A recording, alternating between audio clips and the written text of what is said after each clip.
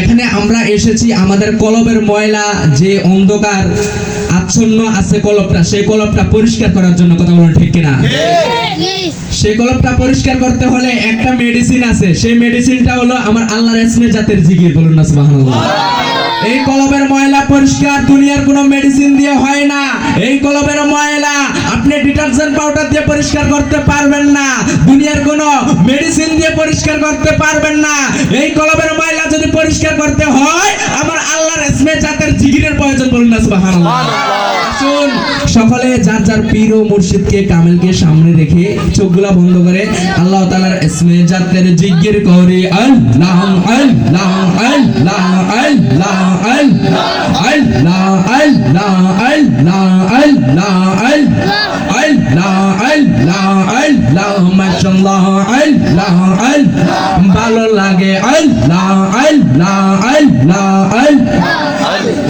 আর কিছু গান চাই না গো নবীজি যাইতে আমায় সঙ্গে নিও, যাইতে আমায় সঙ্গে নিও আমার মরণের কালে, আমার আমার মরণের কালে দয়াল নবী দেখা দিও মারহাবা। আল্লাহ আল্লাহ আল্লাহ আল্লাহ আল্লাহ।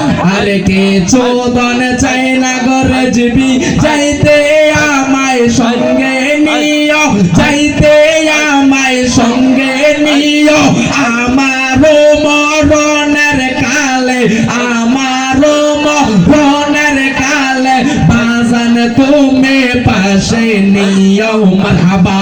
আল্লাহ আল্লাহ আল্লাহ আল্লাহ আল্লাহ। হাট বাজার আর মার্কিন কাপড় আমার গায়ে না লাগাইও মারহাবা। আল্লাহ আল্লাহ রেজবি মাওলার জুব্বা পাইলে, আল্লাহ রেজবি মাওলার জুব্বা পাইলে আমার সাজাইয়া দিও মারহাবা। আল্লাহ আল্লাহ। আর কি সোদন চাই না গো নবীজি যাইতে আমায় সঙ্গে